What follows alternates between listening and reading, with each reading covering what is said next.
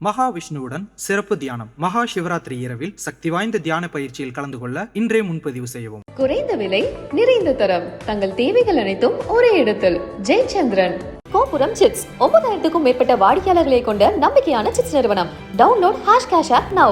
IBC Bhakti நேயர்களுக்கு வணக்கம். சிவராத்திரி மாசி மாதம் அப்படின்னாலே முதல்ல நமக்கு அதான் ஞாபகம் வரும். சிவராத்திரி மட்டும்தானா? சிவன் வந்தா கூட சக்தியும் வரணும் இல்லையா? சிவராத்திரிக்கு அடுத்த நாள் மயான கொள்ளை அப்படின்னு அங்காள பரமேஸ்வரி என்ற நாமத்தோடு அம்பிகை எங்கெல்லாம் வீற்றிருக்கிறாளோ அவளை கொண்டாடப்படும் விழா. அம்பிகைக்கு ஒவ்வொரு இடத்துல ஒவ்வொரு நாமம், ஒவ்வொரு இடத்துல ஒவ்வொரு ஏற்றம். சமயபுரத்தம்பாள திருச்சி மாநகர்ல கொண்டாடுவாங்க. இன்னொரு இடத்துல பவானி பெரியபாளையத்தம்மன். அது மாதிரி மேல்மலையனூர் அங்காள பரமேஸ்வரியை எல்லாரும் ரொம்ப வைபவமா கொண்டாடப்படும் விழா தான் மயான கொள்ளை. மயானம் அப்படின்னாலே கொஞ்சம் பயமாக தானே இருக்கும். ஆனால் யோசிச்சு பார்த்தீங்கன்னா நம்ம எல்லாருமே கண்டிப்பாக சிங்கப்பூர் போவோமா, மலேசியா போவோமான்னு தெரியாது. எல்லா உயிர்களுமே போக வேண்டிய ஒரு இடம்னு பார்த்தீங்கன்னா மயானம்.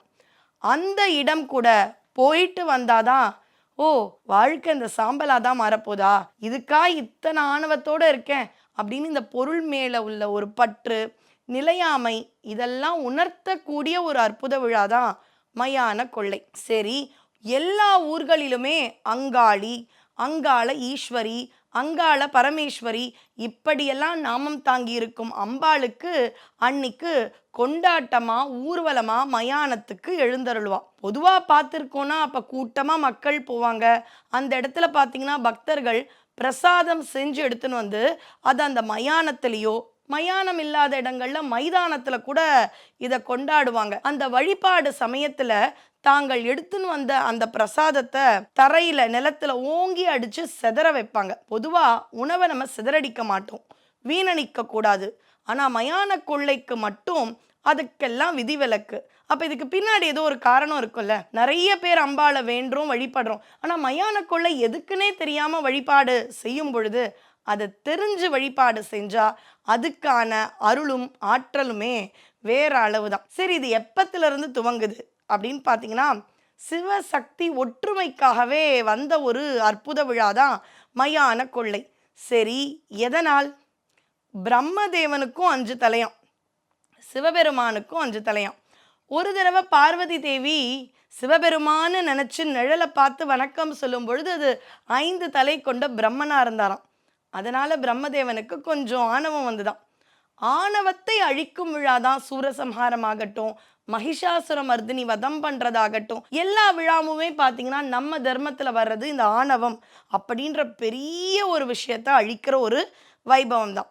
இப்ப பிரம்மதேவனுக்கே எல்லாம் படித்தவர், 4 வேதங்களுக்கும் தலைவர், இப்படியெல்லாம் இருக்கும் பொழுது அவருக்கு ஒரு ஆணவம், சிவனுக்கு ஒப்பானவன் தானேனா அப்படின்னு வந்தது. உடனே இதை தெய்வி மனம் வருந்தி சிவபெருமான் கிட்ட சொல்ல சிவபெருமானும் பிரம்மனோட ஒரு தலையை கிள்ளினார். தலையை கிள்ளி ஆணவத்தை அழிச்சார். சரி, ஆனாலும் அந்த ஒரு தலையை கிள்றதும் பார்த்தீங்கன்னா ஒரு பாவத்திற்கு சமம். அதனால தோஷமா அந்த பிரம்மனுடைய கபாலம் சிவபெருமான் கையிலேயே ஒட்டிடுச்சான். எந்த இடத்துலலாம் சிவபெருமான் கையில் கபாலத்தோடு இருக்காரோ அவருக்கு கபாலி, காபாலி இதெல்லாம் பெயர். இப்படி பிரம்ம கபாலத்தோடு இருந்த சிவபெருமான் அவருக்கே உணவு சாப்பிட முடியலையாம். ஏன்? யாரு உணவு கொடுத்தாலும் அவர் கையில இருந்த பிரம்ம கபாலமே அந்த உணவெல்லாம் எடுத்துடுச்சான். பேய் பசி அப்படின்னு சொல்லுவாங்க ஒரு வார்த்தைக்கு. அந்த அளவு பசி தீராமல் யாரெல்லாம் சிவபெருமானுக்கு நிவேதனம் செய்தார்களோ அது அனைத்தையும் இந்த பிரம்ம கபாலம் எடுத்தாச்சு. பித்து பிடித்தவர், பித்தா பிறைசூடி பெருமானே அப்படின்னு சுந்தரர் பாடுறார் இல்லையா? அதுக்கு ஏத்தா மாதிரி பித்து பிடிச்சவரா சிவபெருமான் ஒவ்வொரு இடமா அலையறார். மனைவிக்கு வருத்தம், கணவனால உணவு கூட சாப்பிட முடியல அப்படின்ற வருத்தத்தோட விஷ்ணு கிட்ட கேட்க அவருடைய சகோதரர் இதற்கான ஒரு தீர்வு. அம்பிகையும் இந்த மேல்மலையனூர்னு வழிபடும் திரு அண்ணாமலைக்கு கொஞ்சம் பக்கத்துல இருக்கிற இந்த தலத்திற்கு அங்க இருக்கக்கூடிய மயானத்திற்கு சிவபெருமானை வரவழைக்கிறாள். வந்தா அவர் மட்டுமா வருவார்? அவர் கையில தான் ஒரு பிரம்ம கபாலம் இருக்குமே, அதையும் ஏந்திண்டே வருவார். இந்த காலத்துல பார்த்தீங்கன்னா இந்த மடிக்கணினி அப்படின்றத நம்மளால கீழே வைக்கவே முடியல. இல்லை கைபேசியே வைக்க முடியல. அது மாதிரி நமக்கெல்லாம் முன்னாடி சிவபெருமான் கையில் பிரம்ம கபாலத்தோட கொஞ்ச நாள் அலைஞ்சார். மயானத்துக்கு வந்த உடனே அம்பிகை 3 கவளம் உணவை கையில் ஏந்தி இருந்தாளாம். சிவபெருமான் வந்த உடனே முதல் கவளத்தை கொடுக்கிறார். யார் சாப்பிடுவா? பிரம்ம கபாலம். பசின்னு அம்பாள் கொடுத்ததை சாப்பிட்டுச்சான். 2வது உருண்டையும் கொடுத்தாள். அதையும் பிரம்ம கபாலமே சாப்பிட்டாச்சு. 3வது உருண்டைய கொடுக்கிற மாதிரி கொடுத்து அங்க இருக்கக்கூடிய மயானத்துல அவ கையில இருந்த உருண்டைய செதறடிச்சாலாம். உணவுக்கு ஆசைப்பட்ட அந்த பிரம்ம கபாலம் இறைவனுடைய திரு கரங்களிலிருந்து கீழே போய் அந்த உணவை சாப்பிட்டுச்சு. சாப்பிட்ட உடனே ஆஹா, சிவபெருமானை விட்டுட்டோமே அப்படின்ற உண்மையை உணர்ந்த பிரம்ம கபாலம் மறுபடியும் சிவனை பற்ற எழுந்துக்கும் பொழுது அம்பிகை தன்னுடைய திருவடி காலால பிரம்ம கபாலத்தை சுக்குநூறா மிதிச்சாலாம். இதுதான் இந்த மயான கொள்ளையினுடைய ஆதாரமான வரலாறு. இப்ப நாம ஏன் உணவை செதற அடிக்கிறோம்? நமக்குள்ள இருக்கிற தீய சக்தி, நம்ம சுத்தி இருக்கிற தீய சக்தி எல்லாமே இந்த பூமியில செதஞ்சு அப்படியே சுக்குநூறா போகணும் அப்படின்ற மனப்பான்மையோட தான் நாமும் உணவை அந்த அங்காள பரமேஸ்வரிய வேண்டி, என்னை சுத்தி இருக்கிற தீய சக்தி, எனக்குள்ள இருக்கிற தீய சக்தி எல்லாமே அம்மா இது மாதிரி சுக்குநூறா போகணும் அப்படின்ற ஒரு வழிபாட்டோட நாமும் அந்த நிவேதனத்தை கீழே சிதறடிக்கிறோம். இதுதான் மயான கொள்ளைக்காக வந்தது. இந்த இடத்துல அம்பிகை எப்படி இருக்கா தெரியுமா? கன்னியாகுமரியில குழந்தையா இருப்பா, சில இடங்கள்லாம் அம்மா மாதிரி இருப்பா. ஆனா இந்த இடத்துல வயது முதிர்ந்த பெண்மணியா இருக்காளாம் அம்பிகை. வீட்டில் ஒரு பெரியவங்க தேவை இல்லையா? அவங்க தானே ஞானமா நிறைய கருத்தை சொல்லுவாங்க. விட்டு கொடுக்கலாம் யாருங்க கத்துத்தரா? பொழைச்சின்னு போறான் விடு, ஏதோ மன்னிச்சு விடுப்பியா, அடுத்த வேலையை பார்ப்பியா, இந்த மாதிரி கருத்தெல்லாம் சொல்றதுக்கே ஒரு வயோதிக பெண்மணி, அனுபவம் வாய்ந்தவங்க வீட்டுக்கு தேவை. அப்படிப்பட்ட வயது முதிர்ந்த பெண்மணியா அங்காள பரமேஸ்வரி இந்த மேல்மலையனூர்ல இருக்கா. இந்த பிரம்ம கபாலத்தை அவ சுக்குநூறா காலால மிதிச்சு அழிச்ச உடனே அவளுடைய கோபம் அடங்கலையாம். ஆவேசமா அவ அந்த மயானத்துல ஆடினாளாம். பொதுவா மயானத்துல சிவபெருமான் ஆடுவார். இந்த இடத்துல சக்தியும் அவருக்கு நிகரா அழகா ஆடினாளாம். ஆனா கோபமா ஆடினாளாம். அவ கோபத்தை தடுப்பதற்காகவே தேவர்களும் வேதங்களும் ஒரு பெரிய தேரா மாற, தேருக்கு மேல இருக்கிற கலசமா விஷ்ணு வர, அந்த தேரில் அவளை அமர வச்ச உடனே அவளுடைய கோபம் தீர்ந்ததாம். அதனாலதான் இன்னைக்கும் அங்காள பரமேஸ்வரியினுடைய அந்த தேர் வைபவம்ன்றது அவ்வளவு பிரசித்தி, அவ்வளவு அழகா நடக்கும்.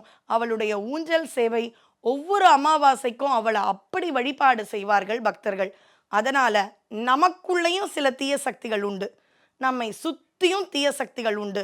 இது அத்தனையும் அழிக்கணும்னா அது அந்த அங்காள பரமேஸ்வரியால முடியும். 2 விஷயம் நிறைவா. அங்காளி, கோபத்தோடு அவ இருந்ததாலையும் அவளுக்கு அங்காள பரமேஸ்வரின்னு நாமம் வந்தது. இன்னொன்னு, இறைவன் சிவபெருமானுடைய இடப்பக்கத்துல இருக்கா இல்லையா, அங்கத்துல ஒரு பகுதியா இருந்து ஆட்சி செஞ்சா, அதனாலையும் அவ பெயர் அங்காளி அப்படின்ற பெயர் வந்ததாம். இந்த அம்பிகைக்கு எப்பொழுதும் ஒரு காவல்காரனா இருப்பவர் பாவாடைராயன். அவரும் அந்த மேல்மலையனூர் அங்காள பரமேஸ்வரியோட அந்த தலத்துல காட்சி தரார். அம்பிகையும் இறைவனும் தங்கள் பாவங்கள் இதெல்லாம் தீர்ந்தவுடனே திரு அண்ணாமலையில இருக்கிற நீர்நிலையில் நீராடி தங்களுக்குள்ள இருந்த கோபங்கள் பாபங்கள் இதையெல்லாம் நிவர்த்தி பண்ணாங்க. அதனால அந்த தீர்த்தத்துக்கு பிரம்ம தீர்த்தம்னு பேர். இந்த ஒரு நிகழ்வுக்கு பிறகு சிவபெருமான் மறுபடியும் சிதம்பரம் சென்று ஐக்கியமான மாதிரியும், அம்பிகையானவள் மலையரசன் பட்டி, மேல்மலையனூர் இப்படியெல்லாம் நிறைய புராதன பெயர் உள்ள இந்த ஒரு தலத்துல தானாக வந்து இன்றும் நமக்கு ஆட்சி புரிகிறா. இதெல்லாம் பேருக்கான வரலாறு. இப்ப யாராவது ஒருத்தரை பார்க்கணும்னா ஒரு அவசியம் இருக்கணும். ஆனா ரொம்ப பிடிச்சவங்களை பார்க்க அவசியம் இல்லைனாலும் நாம ஒரு அவசியம் ஏற்படுத்திப்போம் இல்லையா? அப்படித்தான் ஒவ்வொரு பிரதானமான தலங்கள்ல, சமயபுரம் ஆகட்டும், பவானி பெரியபாளையம் ஆகட்டும், வக்ரகாளியா ஆகட்டும், திருச்சியில இருக்கக்கூடிய வெக்காளி ஆகட்டும், இந்த மேல்மலையனூர் அங்காள பரமேஸ்வரி ஆகட்டும், நமக்காக அருள்வதற்கு அவளாக இறைவனோடு ஒரு திருவிளையாடல் புரிந்து ஆணவத்தை அழிப்பதை ஆதாரமாக கொண்டு நமக்காக அருளாட்சி செய்து வருகின்றாள்.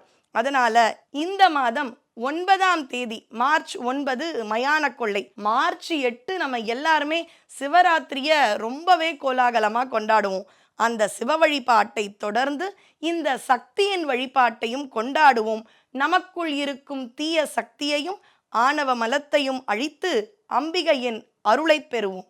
நன்றி, வணக்கம். மகாவிஷ்ணுவுடன் சிறப்பு தியானம். மகா சிவராத்திரி இரவில் சக்தி வாய்ந்த தியான பயிற்சியில் கலந்து கொள்ள இன்றே முன்பதிவு செய்யவும். குறைந்த விலை, நிறைந்த தரம், தங்கள் தேவைகள் அனைத்தும் ஒரே இடத்தில். ஜெயச்சந்திரன். கோபுரம் சிட்ஸ் 9000க்கும் மேற்பட்ட வாடிக்கையாளர்களை கொண்ட நம்பிக்கையான சிட்ஸ் நிறுவனம். Download #cash app now.